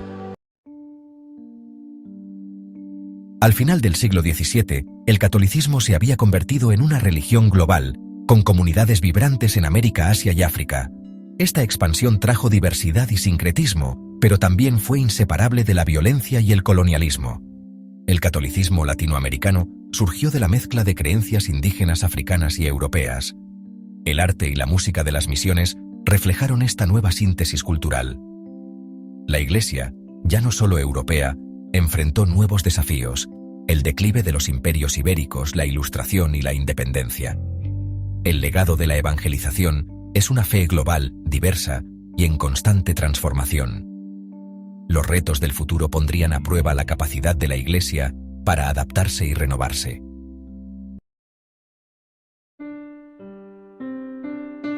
Los siglos XVIII y XIX sacudieron Europa hasta sus cimientos, a medida que las viejas certezas daban paso a nuevas ideas y revoluciones. La Iglesia católica, antes la autoridad indiscutible en la vida espiritual y política, de repente se encontró bajo asedio. Los pensadores de la Ilustración defendieron la razón y la libertad, impulsando revoluciones que atacaron a la Iglesia como pilar del antiguo orden. La Revolución Francesa, en particular, reveló la rapidez con la que el poder de la Iglesia podía ser desmantelado. El ascenso del racionalismo, el moderno Estado-nación y la Revolución Industrial amenazaron la influencia de la Iglesia y la obligaron a adaptarse o resistir. En respuesta, la Iglesia alternó entre la oposición y la reforma, buscando nuevas formas de interactuar con un mundo que cambiaba rápidamente. Esta era de crisis y adaptación forjó la Iglesia católica moderna, preparando el escenario para su papel en el siglo XX. Las luchas y preguntas de este período resonarían por generaciones. La Ilustración se extendió por Europa, elevando la razón por encima de la tradición y desafiando la pretensión de la Iglesia a la verdad. Filósofos como Voltaire y Rousseau criticaron la dependencia de la Iglesia de la revelación y la autoridad, pidiendo libertad de la superstición. La Biblia fue examinada, los milagros desestimados y los dogmas vistos como herramientas de control. Los monarcas, que antes gobernaban por derecho divino, ahora se enfrentaban a demandas de gobierno por consentimiento, socavando la alianza política de la Iglesia. La secularización se aceleró. La educación, el derecho y la vida pública pasaron de fundamentos religiosos a racionales. La religión se convirtió en un asunto privado, y el estatus privilegiado de la Iglesia se desvaneció. La Iglesia se encontró a la defensiva, luchando por mantener la relevancia en un mundo rehecho por la razón. La edad de la razón había redefinido los límites entre la fe y la sociedad. La Revolución Francesa convirtió las ideas de la Ilustración en acción, atacando la monarquía, la aristocracia y la Iglesia católica. La Constitución Civil del Clero obligó al clero a jurar lealtad al Estado, dividiendo a la Iglesia y alienando a Roma. el reinado del terror desató una campaña para descristianizar Francia. Iglesias cerradas, símbolos destruidos y clero perseguido. Las tierras de la Iglesia fueron incautadas y vendidas, paralizando sus finanzas e independencia. Los revolucionarios no solo buscaban separar la Iglesia del Estado, sino borrar el cristianismo de la vida pública. El Papa condenó estas acciones, profundizando la división. La expropiación de propiedades de la Iglesia sentó un precedente para otras naciones europeas. Al final de la Revolución, la Iglesia estaba herida, empobrecida y enfrentando un futuro incierto. Los acontecimientos en Francia resonarían en toda Europa, remodelando el papel de la Iglesia durante décadas. El antiguo orden había desaparecido. La Iglesia tenía que encontrar un nuevo camino. En toda la Europa del siglo XIX, los gobiernos seculares buscaron disminuir la influencia de la Iglesia. Las escuelas estatales reemplazaron la educación religiosa, el matrimonio civil y el divorcio desafiaron la autoridad de la Iglesia, y las órdenes religiosas fueron suprimidas. Los estados pontificios, durante mucho tiempo un símbolo de la independencia papal, fueron anexionados gradualmente durante la unificación italiana. En 1870, Roma cayó ante las tropas italianas, poniendo fin al gobierno temporal del Papa. El Papa Pío IX se declaró prisionero en el Vaticano, negándose a reconocer el nuevo régimen. La pérdida del poder temporal fue traumática, pero liberó al papado para centrarse en el liderazgo espiritual. La derrota política de la Iglesia la obligó a redefinir su misión en un mundo de estados-nación. Esta transformación daría forma a su identidad moderna. En reacción al racionalismo ilustrado y la violencia revolucionaria, el romanticismo despertó un renovado interés en la fe y la tradición. La herencia medieval de la Iglesia fue redescubierta y celebrada, inspirando un avivamiento religioso. Escritores como Chateaubriand abogaron por la belleza y necesidad del cristianismo en la sociedad. Nuevas formas de piedad y órdenes religiosas florecieron, centrándose en la educación, la caridad y el trabajo misionero. Las organizaciones laicas católicas movilizaron a los creyentes para defender la Iglesia y profundizar la vida espiritual. Este renacimiento reconstruyó la identidad católica, pero también fomentó una postura defensiva contra la modernidad. La Iglesia se estaba renovando y preparando para batallas culturales continuas. La revolución industrial creó una vasta riqueza y una profunda pobreza, dando lugar a nuevas ideologías como el socialismo. La Iglesia, lenta en responder al principio, finalmente se enfrentó a la cuestión social. Los católicos sociales se organizaron para abordar la injusticia, argumentando que la Iglesia debía defender a los pobres. En 1891, el Papa León XIII emitió Rerum Novarum, condenando tanto el socialismo como el capitalismo sin restricciones. La encíclica defendió los derechos de los trabajadores a salarios justos, condiciones seguras y sindicatos. Rerum Novarum sentó las bases de la moderna enseñanza social católica, pidiendo justicia y el bien común. La Iglesia ahora se involucraba con la sociedad moderna, no solo en oposición, sino como una voz moral para la reforma. Su misión se expandió para construir un mundo más justo. En medio de amenazas externas, la Iglesia se volvió hacia adentro para fortalecer su autoridad. El Papa Pío IX convocó el primer Concilio Vaticano en 1869, con el objetivo de reafirmar la doctrina y centralizar el poder papal. El sílabus de errores estableció un tono de confrontación, rechazando ideas modernas como el liberalismo y el secularismo. El debate definitorio del concilio fue la infalibilidad papal, la doctrina de que el Papa, bajo condiciones específicas, está protegido del error en asuntos de fe y moral. Los partidarios lo veían como esencial para la unidad. Los oponentes temían que alienaría a los moderados y empeoraría las relaciones con otros cristianos. A pesar de la controversia, la mayoría ultramontana prevaleció. El escenario estaba preparado para un pronunciamiento histórico que remodelaría la estructura de la Iglesia. La Iglesia se estaba preparando para afirmar su autoridad espiritual en un mundo cambiante. El debate del Primer Concilio Vaticano sobre la infalibilidad papal fue feroz, reflejando las ansiedades de la época. En 1870, el concilio definió la doctrina. El Papa es infalible solo cuando define oficialmente la fe o la moral para toda la Iglesia. La votación fue abrumadora. aunque muchos obispos disidentes se fueron antes de la decisión final. La proclamación fue celebrada por muchos católicos, pero alarmó a los gobiernos seculares y llevó a la formación de la antigua Iglesia Católica. El concilio terminó abruptamente cuando las tropas italianas capturaron Roma, poniendo fin al poder temporal papal. Simbólicamente, a medida que la Iglesia perdía autoridad política, afirmaba su más alta pretensión espiritual. La infalibilidad papal centralizó el poder en el papado, fortaleciendo la unidad de la Iglesia. Esta nueva estructura guiaría a la Iglesia hacia el siglo XX.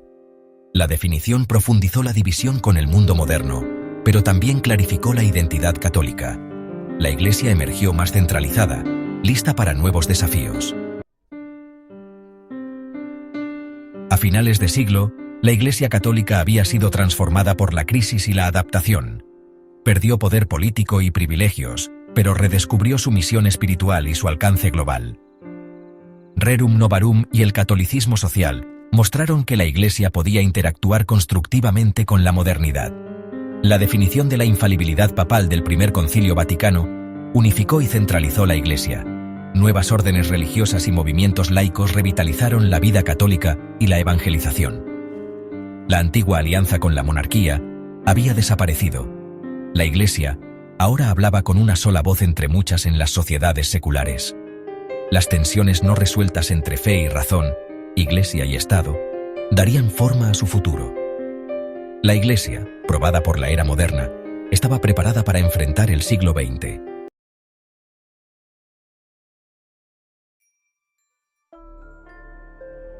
El siglo XX comenzó con esperanza, pero rápidamente se convirtió en una era de conflicto y lucha ideológica, desafiando a la Iglesia Católica como nunca antes. El surgimiento de regímenes totalitarios, el fascismo, el nazismo y el comunismo, amenazó no solo la libertad política, sino también la misión espiritual de la Iglesia. Obligados a confrontar su papel en un mundo que cambiaba rápidamente, los líderes de la Iglesia enfrentaron dilemas morales y tomaron decisiones que darían forma a su legado. A través de la guerra, la resistencia y la reforma, la Iglesia navegó un camino entre posturas valientes y silencios controvertidos. Esta es la historia de cómo la Iglesia Católica fue transformada por el crisol del siglo XX, emergiendo para enfrentar un mundo nuevo y globalizado. La Primera Guerra Mundial destrozó Europa, dejando tras de sí paisajes arrasados, ciudades en ruinas y millones de vidas truncadas. El continente, que alguna vez fue símbolo de cultura y progreso, se sumió en el caos y la desesperanza, mientras familias enteras sufrían la pérdida y la incertidumbre. En medio de esta tragedia, el Papa Benedicto XV respondió con neutralidad y llamados incansables a la paz, esfuerzos en gran parte ignorados por las naciones en guerra, que priorizaban sus intereses sobre el diálogo. Benedicto XV, sin embargo, nunca dejó de insistir en la reconciliación, enviando cartas y propuestas a los líderes mundiales, buscando una salida al sufrimiento. El Vaticano se convirtió en una voz rara de compasión, centrándose en la ayuda humanitaria. Organizó socorro para los heridos y hambrientos, reconectó familias separadas por el conflicto y ofreció esperanza a quienes lo habían perdido todo. La Santa Sede coordinó envíos de alimentos, medicinas y cartas, actuando como puente entre enemigos. Además, ayudó a prisioneros de guerra, gestionando su liberación y facilitando el contacto con sus seres queridos, en un esfuerzo por aliviar el sufrimiento humano en todos los frentes. Estas acciones mostraron el compromiso de la Iglesia con la dignidad humana en medio de la devastación, recordando al mundo que la compasión y la solidaridad no deben perderse, incluso en los momentos más oscuros de la historia. A medida que surgieron nuevas ideologías y el continente intentaba reconstruirse, la defensa de la paz por parte de la Iglesia continuó. El Vaticano promovió el diálogo y la reconciliación, advirtiendo sobre los peligros del extremismo y la intolerancia. Sin embargo, la Segunda Guerra Mundial trajo desafíos aún mayores, con una violencia y destrucción sin precedentes que pusieron a prueba la capacidad de respuesta moral y humanitaria de la Iglesia. El Papa Pío XII, rodeado por las potencias del Eje y enfrentando una situación extremadamente delicada, eligió una diplomacia cuidadosa y una neutralidad pública, con el objetivo de proteger Roma, salvar vidas y evitar represalias aún más graves contra la población civil. Tras bambalinas, el Vaticano refugió a miles de refugiados, especialmente judíos perseguidos, utilizando sus redes para rescates clandestinos y colaborando con diplomáticos y organizaciones de ayuda para salvar tantas vidas como fuera posible. La cautelosa postura pública de Pío XII sigue siendo objeto de intenso debate histórico. ¿Fue un fracaso moral, una omisión imperdonable o una prudencia necesaria para evitar males mayores y proteger a los inocentes? El papel de la Iglesia en tiempos de guerra revela los inmensos dilemas éticos y humanos que enfrentó bajo la amenaza totalitaria, mostrando cómo la búsqueda de la paz y la protección de la dignidad humana pueden exigir decisiones difíciles y a menudo incomprendidas. Después de la Primera Guerra Mundial, el régimen fascista de Mussolini surgió en Italia, forjando una paz tensa con la Iglesia a través de los pactos de Letrán. El Papa Pío XI pronto reconoció las ambiciones totalitarias del fascismo y su intento de reemplazar la fe con lealtad al Estado. El conflicto se intensificó sobre la Acción Católica, ya que Mussolini intentó absorber las organizaciones juveniles en el sistema fascista. Pío XI se resistió, defendiendo el derecho de la Iglesia a formar la conciencia y la fe de la próxima generación. Esta confrontación preparó el escenario para una audaz condena papal de la invasión fascista a la libertad espiritual. En 1931, la represión de Mussolini contra la Acción Católica alcanzó un punto crítico, obligando al Papa Pío XI a tomar una postura pública y decidida. El régimen fascista veía a la Acción Católica como una amenaza a su control absoluto sobre la sociedad italiana, especialmente sobre la juventud, y comenzó a cerrar asociaciones, disolver grupos y perseguir a sus miembros. En respuesta, el Papa emitió la encíclica Non abbiamo bisogno, una condena directa y valiente de las pretensiones totalitarias del fascismo y su intento de moldear la conciencia de los jóvenes italianos. El documento denunció la manipulación ideológica y la presión para que los ciudadanos rindieran culto al Estado por encima de todo. Escrito en italiano, no en latín, para llegar a la gente común y corriente, el documento proclamó que los derechos y la misión de la Iglesia provienen de Dios, no del Estado ni de ningún poder político. Así, defendía la libertad de conciencia y la autonomía espiritual frente a la opresión. Pío XI denunció abiertamente el culto al Estado promovido por el régimen y su demanda de lealtad absoluta, insistiendo en que los católicos no podían servir a dos amos, Dios y el Estado.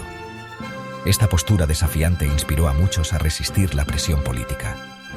La encíclica se convirtió en un punto de encuentro y referencia para los católicos italianos, trazando una línea clara entre la fe auténtica y la idolatría política. Muchos la leyeron en voz alta en reuniones y procesiones, reafirmando su compromiso con la Iglesia. Aunque la encíclica no logró derrocar al fascismo, sí marcó a la Iglesia como defensora de la dignidad humana, la libertad religiosa y la conciencia individual, valores fundamentales que resonarían en décadas posteriores. Este valiente precedente guiaría futuras condenas papales del totalitarismo, inspirando a líderes y fieles a resistir la opresión en otros contextos históricos. La voz de la Iglesia, aunque a veces aislada y minoritaria, se mantuvo firme contra la marea de la ideología, recordando al mundo la importancia de la conciencia y la fe frente al poder absoluto. Antes del Vaticano II, la postura de la Iglesia hacia otros cristianos y religiones era insular y defensiva. El decreto del Concilio sobre el ecumenismo reconoció la culpa compartida por las divisiones cristianas y fomentó el diálogo y la cooperación. Nostra Aetate transformó las relaciones con las religiones no cristianas, afirmando verdades espirituales en otras religiones y condenando el antisemitismo. La Iglesia reconoció el valor del diálogo con el judaísmo, el islam y otras religiones, buscando puntos en común y respeto mutuo. Estos cambios llevaron a la Iglesia del aislamiento al compromiso, viendo a los demás como socios en la búsqueda de la verdad.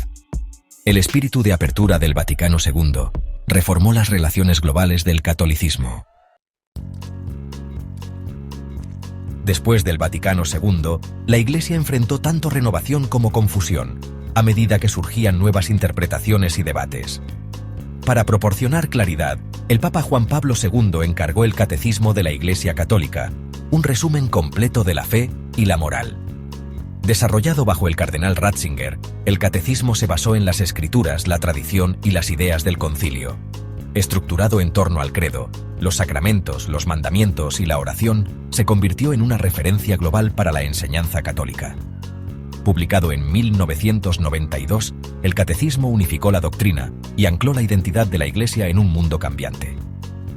Sigue siendo una guía vital para los católicos que buscan vivir su fe con confianza y comprensión. Al entrar en el tercer milenio, la Iglesia llevaba el legado de un siglo turbulento: guerra, resistencia y renovación. La historia de la Iglesia Católica en el siglo XX está marcada por eventos que transformaron no solo a la institución, sino también a sus fieles en todo el mundo. El liderazgo global del Papa Juan Pablo II y su papel en la caída del comunismo dieron a la Iglesia nueva visibilidad y dirección. Su carisma y firmeza en la fe inspiraron a millones, y su influencia política ayudó a derribar barreras que parecían insuperables. Surgieron nuevos desafíos: escándalos de abusos, el papel de la mujer, fe y ciencia, y la necesidad de evangelización en sociedades seculares. La Iglesia tuvo que enfrentarse a estas cuestiones con valentía y transparencia, buscando siempre la verdad y la justicia. El Papa Benedicto XVI enfatizó la fe y la razón, mientras que el Papa Francisco cambió el enfoque a la misericordia, la justicia social y el cuidado de los marginados. Cada uno, a su manera, ha dejado una huella indeleble en la Iglesia y en el mundo. El llamado de Francisco a una Iglesia sinodal y que escucha continúa el espíritu del Vaticano II, buscando la sanación y la inclusión. Este enfoque sinodal promueve una mayor participación de todos los fieles en la vida y misión de la Iglesia. El camino de la Iglesia está marcado por la continuidad y el cambio, basándose en la tradición mientras se adapta a nuevas realidades. La tecnología y la modernidad se integran con los ritos antiguos, creando una rica tapez de fe y práctica. Su misión perdura: proclamar el amor de Dios en un mundo complejo y globalizado. La Iglesia sigue siendo un faro de esperanza y un testimonio vivo del amor divino, adaptándose y renovándose constantemente para cumplir su misión eterna. El siglo XX transformó a la Iglesia Católica de una institución defensiva a una fuerza global para el diálogo y la renovación. A través de la guerra, el totalitarismo y la reforma, la voz moral de la Iglesia fue probada y reformada. El Vaticano II abrió nuevos caminos para el compromiso, el ecumenismo y la renovación interna, mientras que el catecismo ancló sus enseñanzas. La Iglesia emergió más global, pastoral y comprometida con la dignidad y la libertad humanas. Hoy, enfrenta nuevos desafíos: la cultura digital, las crisis ambientales y las preguntas sociales en evolución, que requieren una creatividad fiel. La historia continúa, mientras la Iglesia busca proclamar su mensaje a una nueva generación. En nuestro próximo episodio, exploraremos cómo el catolicismo navega las complejidades del mundo contemporáneo.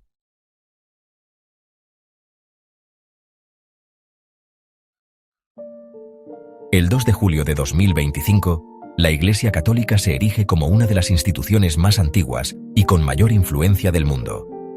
Desde sus humildes orígenes en Jerusalén hasta su presencia imponente en el corazón de Roma, la Iglesia ha sido testigo de la caída de imperios, el surgimiento de nuevas naciones y la transformación de la sociedad humana a lo largo de los siglos. Su historia está entrelazada con la de la civilización occidental y, en muchos sentidos, ha sido un faro de fe, esperanza y caridad para millones de personas en todos los continentes. Durante 2 milenios, ha moldeado la historia, la cultura y las vidas de miles de millones de personas, pero hoy se enfrenta a un cambio sin precedentes. La Iglesia ha sobrevivido guerras, persecuciones, reformas y revoluciones, adaptándose a cada época sin perder su esencia. Sin embargo, el mundo actual avanza a un ritmo vertiginoso, impulsado por la tecnología, la información instantánea y una diversidad de ideas nunca antes vista. La globalización y el secularismo desafían a la Iglesia a compartir su mensaje ancestral de nuevas maneras. Hoy, la fe se transmite tanto en templos centenarios como en plataformas digitales, y los fieles buscan respuestas a preguntas complejas sobre identidad, justicia y espiritualidad en un mundo interconectado. ¿Cómo responde una institución arraigada en verdades eternas a una cultura obsesionada con el cambio y la elección personal? la Iglesia enfrenta el reto de dialogar con nuevas generaciones que valoran la autenticidad, la inclusión y la libertad, sin renunciar a los principios que la han sostenido durante siglos. El camino de la Iglesia es de resiliencia, adaptándose a la modernidad mientras se aferra a sus creencias fundamentales. A través de la educación, la caridad y el diálogo, busca tender puentes entre la tradición y la innovación, entre la fe y la razón, entre el pasado y el futuro. Sigue siendo una fuerza global para la justicia, la educación y la paz, incluso mientras afronta escándalos y debates internos. La Iglesia no es ajena a la autocrítica ni al cambio, y en cada crisis encuentra la oportunidad de renovarse y servir mejor a la humanidad. La doble naturaleza de la Iglesia, tanto humana como divina, explica su presencia duradera y su misión continua en un mundo que cambia rápidamente. En medio de la incertidumbre, la cruz sigue siendo un símbolo de esperanza, recordándonos que, aunque todo cambie, la fe puede perdurar y transformar vidas generación tras generación. El centro de gravedad del catolicismo ha cambiado drásticamente en el siglo XXI. Lo que una vez fue una fe predominantemente europea, ahora se ha convertido en un fenómeno verdaderamente global, con millones de fieles en todos los rincones del planeta. Este cambio no solo es demográfico, sino también cultural y espiritual, transformando la manera en que la Iglesia se entiende a sí misma y su misión en el mundo. Antiguamente arraigada en Europa, la Iglesia ahora prospera en África, Asia y América Latina, donde la fe es vibrante y creciente. En estos continentes, el catolicismo se vive con una energía renovada, marcada por la participación activa de jóvenes, familias y comunidades enteras. Las celebraciones litúrgicas están llenas de música, color y una profunda devoción, reflejando la riqueza de las culturas locales que han hecho suyo el mensaje cristiano. En Europa, la disminución de la asistencia y las iglesias vacías reflejan una marea secular, mientras que las diócesis africanas y asiáticas desbordan con nuevas vocaciones. Mientras las parroquias europeas luchan por mantenerse abiertas, en países como Nigeria, Filipinas o Vietnam, los seminarios están llenos y las comunidades crecen rápidamente. Este contraste revela los desafíos y oportunidades que enfrenta la Iglesia en diferentes partes del mundo. El sur global aporta nuevas perspectivas, enfatizando la comunidad, la familia y la justicia social. En estas regiones, la Iglesia se convierte en un motor de cambio social, apoyando a los más vulnerables y promoviendo la solidaridad. La fe se vive en comunidad, y la Iglesia es vista como un refugio y una fuente de esperanza frente a los desafíos cotidianos. Este cambio está transformando la identidad de la Iglesia, haciéndola más universal y diversa que nunca. La presencia de católicos de diferentes culturas y lenguas enriquece la vida eclesial y desafía a la Iglesia a ser verdaderamente inclusiva. El catolicismo del siglo XXI es un mosaico de tradiciones, expresiones y experiencias, unidas por la misma fe. La Iglesia debe equilibrar el apoyo al rápido crecimiento en el sur con la atención a las crisis de fe en sus territorios tradicionales.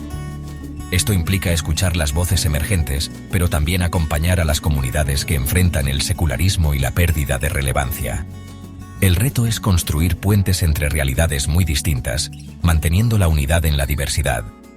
El futuro del catolicismo estará moldeado por voces de todos los continentes, reflejando la verdadera universalidad de la fe. Los jóvenes, especialmente, están llamados a ser protagonistas de una Iglesia renovada, abierta al diálogo y comprometida con la justicia y la paz.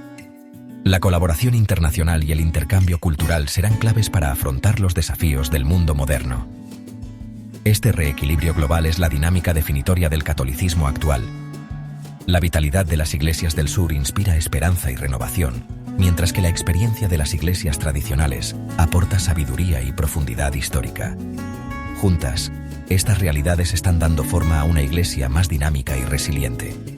El camino de la Iglesia es ahora una historia de renovación, desafío y esperanza a través de los continentes. En este nuevo panorama, el catolicismo se reinventa constantemente, buscando responder a las necesidades de un mundo cambiante, sin perder su esencia. Así, la Iglesia sigue siendo un faro de fe, unidad y esperanza para millones de personas en todo el planeta. Más de 1.300 millones de católicos conforman la denominación cristiana más grande del mundo. El crecimiento de la fe es más dramático en África y Asia, mientras que la proporción de Europa disminuye constantemente. América Latina sigue siendo el hogar de la población católica más grande, pero el futuro de la Iglesia es cada vez más sureño. El colegio cardenalicio y el liderazgo papal ahora reflejan esta diversidad global. Para el año 2050, 3/4 partes de los católicos vivirán en el sur global, moldeando las prioridades y la dirección de la Iglesia. Los números no revelan un declive, sino una profunda transformación. El catolicismo es más global que nunca. El Papa Juan Pablo II redefinió la misión de la Iglesia para el mundo moderno. Como el Papa peregrino, viajó por todo el mundo, pidiendo una nueva evangelización para reavivar la fe en las sociedades secularizadas. Defendió la dignidad humana, desempeñó un papel fundamental en la caída del comunismo e inspiró a millones a través de la Jornada Mundial de la Juventud. Su legado perdura en el renovado enfoque de la Iglesia en la santidad, la misión y el compromiso con la cultura contemporánea. La visión de Juan Pablo II preparó el escenario para una Iglesia dinámica y con visión de futuro en el siglo XXI. El Papa Benedicto XVI aportó profundidad intelectual al papado, enfatizando la armonía entre fe y razón. Advirtió contra la dictadura del relativismo y llamó a la verdad como fundamento de una sociedad justa. Benedicto afrontó la crisis de los abusos con humildad, impulsando la purificación y la rendición de cuentas dentro de la Iglesia. Su renuncia marcó una nueva era, mostrando humildad y abriendo la puerta a un nuevo liderazgo. El legado de Benedicto es una Iglesia arraigada en la verdad, la belleza y el diálogo con el mundo moderno. El Papa Francisco, el primer pontífice del sur global, ha hecho de la misericordia y la justicia social el corazón de su papado. Su estilo de vida sencillo y su enfoque en los pobres han redefinido la imagen pública de la Iglesia. Las encíclicas históricas de Francisco piden el cuidado del medio ambiente y de los marginados, vinculando la justicia social y ecológica. Promueve el diálogo, el encuentro y la construcción de puentes con otras religiones y culturas. Bajo Francisco, la Iglesia es un hospital de campaña que llega a los heridos y excluidos. Su visión es una Iglesia abierta al mundo, comprometida con la curación y la esperanza. El mayor impacto de la Iglesia católica puede ser su vasta red de caridad, que se extiende a todos los rincones del mundo. Desde los primeros siglos, la Iglesia ha estado al frente de la ayuda a los necesitados, guiada por el principio de servir a los más vulnerables. Hoy, millones de personas dependen de sus servicios, que van mucho más allá de la asistencia espiritual. La Iglesia es el mayor proveedor no gubernamental de educación y atención médica en el mundo, gestionando escuelas, hospitales y clínicas en comunidades donde a menudo no hay otra opción. Sus instituciones educativas han formado generaciones, enseñando no solo conocimientos académicos, sino también valores de solidaridad y justicia social. A través de su labor, la Iglesia ha sacado a millones de la pobreza y ha ofrecido esperanza en situaciones de crisis. Organizaciones como Caritas Internationalis responden rápidamente a desastres naturales, guerras y emergencias humanitarias, proporcionando alimentos, refugio y apoyo emocional a quienes más lo necesitan. Además, miles de voluntarios y religiosos dedican su vida a servir a los más vulnerables: ancianos, enfermos, huérfanos y marginados. En cada acto de compasión, encarnan el amor cristiano en acción, recordando que la fe se vive a través del servicio. La influencia de la Iglesia también se extiende al arte, la música y la cultura, moldeando las sociedades durante siglos. Sus catedrales, himnos y festividades han inspirado a millones, y sus enseñanzas morales sobre la dignidad humana y el bien común siguen siendo faros de inspiración. En hogares, escuelas y comunidades, el servicio diario de los católicos es el corazón vivo de la fe. Jóvenes y adultos participan en obras de caridad, educación y acompañamiento espiritual, construyendo puentes de solidaridad y esperanza. Esta fuerza silenciosa para el bien trae estabilidad y compasión, incluso a los rincones más olvidados del mundo, demostrando que la misión social de la Iglesia sigue siendo tan relevante y necesaria como siempre. La Iglesia no puede ignorar las profundas heridas de la crisis de abusos clericales. Los escándalos han sacudido la confianza y han alejado a muchos, especialmente en Occidente. Los papas recientes han tomado medidas hacia la rendición de cuentas, pero los críticos exigen más transparencia y reforma. La crisis obliga a la Iglesia a confrontar sus fallas y escuchar a las víctimas. La verdadera curación requiere humildad, arrepentimiento y un compromiso con el cambio. Solo enfrentando sus sombras puede la Iglesia esperar recuperar credibilidad y cumplir su misión. La Iglesia Católica hoy es una paradoja, antigua, pero adaptándose, herida, pero resiliente. Ofrece continuidad y tradición en un mundo fragmentado, mientras abraza el cambio y la diversidad. Su cambio global, su compromiso con la ciencia y el diálogo interreligioso muestran una institución viva y en evolución. El mensaje perdurable de esperanza, dignidad y amor de la Iglesia sigue siendo un ancla moral para millones. Su historia es una de fe, confiando en el Espíritu Santo a pesar de las fallas humanas. El camino por delante traerá nuevos desafíos y oportunidades. El drama de la Iglesia continúa, moldeando vidas e historia en el siglo XXI.